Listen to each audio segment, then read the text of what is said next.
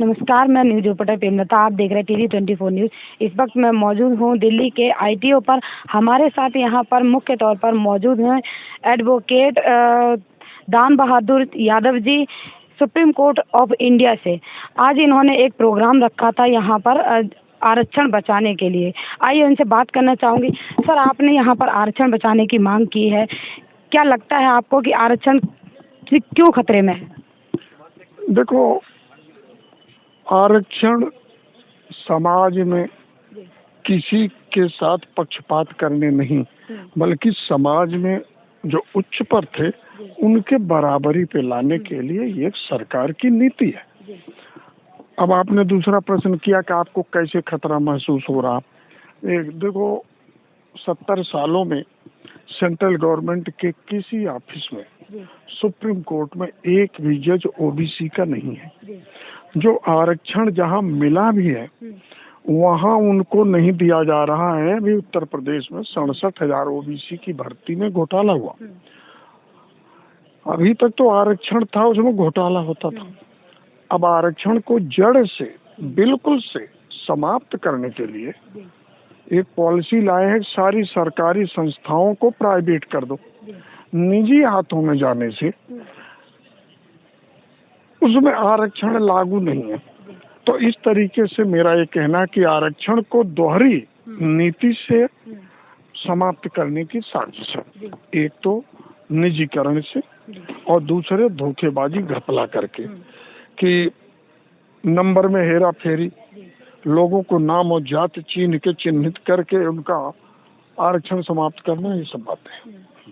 Sir, Modi ji ने बोला है कि जाति जनगणना होनी चाहिए और राहुल गांधी जी मना कर रहे हैं कि जाति जनगणना नहीं होनी चाहिए। आपको क्या लगता है, होना चाहिए? आप उल्टा कह रही हैं। राहुल गांधी मांग कर रहे हैं जाति जनगणना का, हम समर्थन करते हैं। मोदी जी जाति जनगणना नहीं करा रहे। इस समय अगर मोदी जी जनगणना कराना चाहते तो देश के प्रधानमंत्री हैं, जहाँ जहाँ उनकी सरकारें हैं या पूरे देश में वो इस चीज को लागू कर सकते थे। वो ही विरोध कर रहे हैं कि अगर जाति की जनगणना हो जाएगी, जैसे यहाँ पे 1 लाख रुपए बंटने हैं, यहाँ कुल गिनती के 10 लाख लोग हैं, 9 लोग हैं, 8 लोग, अगर गिन लोगे तो हिस्सा लगा लोगे कि सबको इतना मिलना चाहिए। वो कह रहे हैं गणना मत करो, जनगणना मत करो। उत्तर प्रदेश के उपचुनाव जो आ रहे हैं, हाँ, उसी समय बटोगे कटोगे शब्द क्यों निकले? देखो, ऐसा है, नफरत पैदा करने के लिए। अगर नफरत पैदा न करें, हिंदू और मुस्लिम में भेद न करें, बंटवारा न करें, चुनाव नहीं जीतेंगे। क्योंकि उनके पास कोई मुद्दा नहीं है, उन्होंने कोई काम नहीं किया, उन्होंने कोई ऐसा काम नहीं किया है कि जिसको जनता देख के वोट दे दे। अब वो घबराए हुए हैं तो एक कटहरी चुनाव भी रोक दिए। आगे जो बचा है ये 10 दिन के लिए चुनाव भी टाल दिए। 13 तारीख को चुनाव होना था, 20 तारीख को डिले कर दिया। बल पर, बहराइच के दंगे के बल पे, जैसे सैनिकों के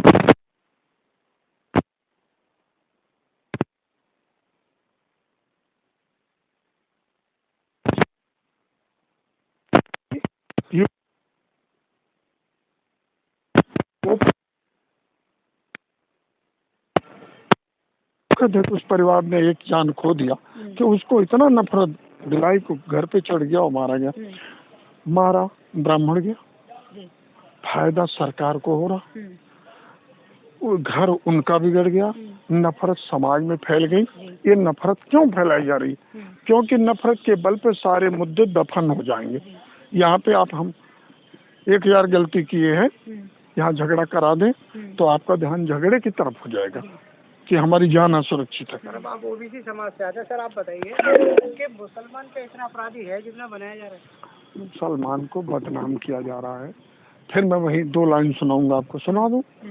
मुस्लिम तो बहाना है, उनका मकसद दलितों को दबाना है, पिछड़ों को लड़ाना है, हिंदू और मुस्लिम में दंगा करवाना है, क्योंकि सत्ता की कुर्सी पे उनका निशाना है। समझ रहे? कल जो और दिल्ली में रैली होने वाली है, आप पूरी कीजिए अपनी बात। और यही नहीं, मुस्लिम पे वार सब पे कर रहे हैं, आडवाणी तक को नहीं छोड़े हैं। मैं बता दूं, डॉक्टर मुरली मनोहर जोशी तक को नहीं छोड़े हैं, लेकिन मुस्लिम पे सीधा प्रहार करता है। सर कल जो दलितों के पीछे से वार करता है। सनातन बोर्ड ये एक और है, मुस्लिम वक्फ बोर्ड है, तो उसी तरीके से सोच रहे हैं कि ध्रुवीकरण करें, यानी कि जनता को धर्म के, पहले धर्म हम लोग मानते थे, वो लोग धर्म में राजनीति ढूंढते। हम धर्म इसलिए मानते हैं कि ईश्वर को ढूंढते हैं, और वो धर्म इसलिए मानते हैं कि वोट ढूंढते हैं। पहले वो धर्म के नाम पे भीख मांगते थे, अब वो विकसित हो गए, धर्म के नाम पे वो वोट मांगने लगे। समझ रहे हैं आप? और इसलिए ये सारी चीजें जो है उनकी सब मिला के सर मंदिरों पे पहले ही ब्राह्मणों का कब्जा है, वक्फ बोर्ड और बन जाएगा तो दलितों को कहाँ खड़ा कर दिया जाएगा? अगर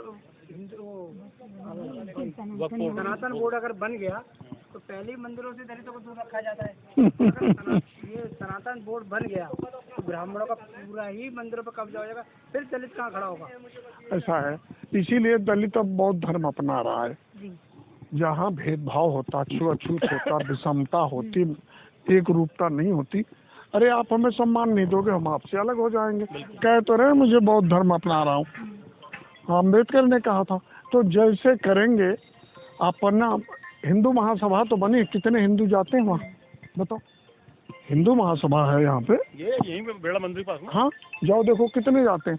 हम हिंदू नहीं, हमें हिंदू के नाम पे सबसे ज्यादा नफरत हिंदू में है। वो उससे छोटा, वो उससे छोटा, वो उससे छोटा, वो सबसे छोटा। कमाल हो गया। तो फिर काहे का हिंदू? एक तो मंदिर नहीं हो सकता, एक मंदिर, वो मंदिर में होते हैं, पूजा हमें भगवान करनी चाहिए, हम पूजा उनकी करने लगते हैं। एक तरीका। सर अभी एक वीडियो आई है मध्य प्रदेश में, एक हिंदू ने एक दूसरे हिंदू दलित को अपने सामने कुर्सी पे बैठा हुआ देख लिया तो उसने बोला या तो अपने घर में जाओ। हाँ ठीक बात है। तो ये है हिंदू। जब इतना भेदभाव है तो हम हिंदू धर्म क्यों मानेंगे?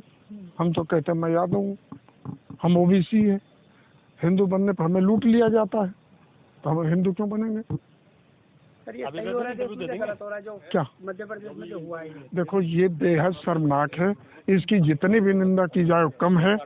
ये लोग चंद वोटों के लिए लोगों को डाइवर्ट करके, बाइफरकेट करके दिमाग में नफरत भर दिया है, जहर भर दिया।